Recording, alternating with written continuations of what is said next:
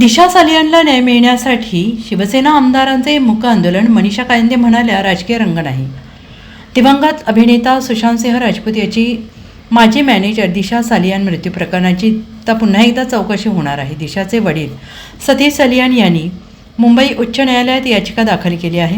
या मृत्यू प्रकरणाची पुन्हा एकदा CBI मार्फत चौकशी करण्याची मागणी या याचिकेत केली गेली आहे. आमदार आदित्य ठाकरे यांच्या विरोधात आरोप सुरू झाले आहेत, तर दुसरीकडे आज विधिमंडळाच्या पायऱ्यांवर शिवसेनेच्या आमदारांनी फलक घेऊन आंदोलन केलं आहे.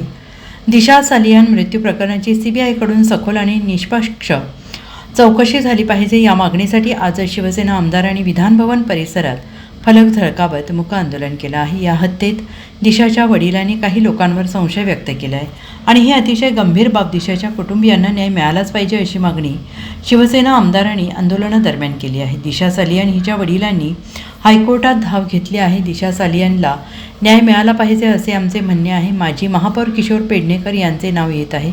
सालियान कुटुंबाला कोणी त्रास दिला का, दबाव टाकला का याची चौकशी व्हायला हवी अशी मागणी शिवसेना आमदार डॉक्टर मनीषा कायंदे यांनी केली. या प्रकरणाला कोणताही राजकीय रंग दिलेला नाही. 5 वर्ष न्याय न मिळाल्याने दिशा सालियान हिचे वडील न्यायालयात गेल्याचा आमदार डॉक्टर कायंदे यांनी म्हटलेलं आहे. दिशा सालियानचे वडील हायकोर्टात धाव घेतलेली आहे. कोणी गेलेलं नव्हतं.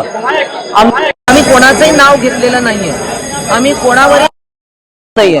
परंतु हा विषय एकदाचा त्याच्यात काय तथ्य आहे आणि कोणी हे सगळं दबाव आणला. त्यावेळी मुंबईच्या महापौर तत्कालीन किशोरी पेडणेकर यांचं नाव प्रामुख्याने येत आहे की त्यांनी कुटुंबावर दबाव टाकला. म्हणजे एखादी महिला अशा पद्धतीनं आमच्यावर किशोरी पेडणेकर वारंवार शिंतोडे उडवत असतात, परंतु आता त्यांचं नाव याच्यामध्ये घेतलं जात आहे की त्यांनी त्या कुटुंबावर दबाव टाकला. आमचं म्हणणं एवढंच आहे की यामध्ये जे काय सत्य आहे ते जगासमोर आलं पाहिजे. Bureau report SBN Marathi, Mumbai.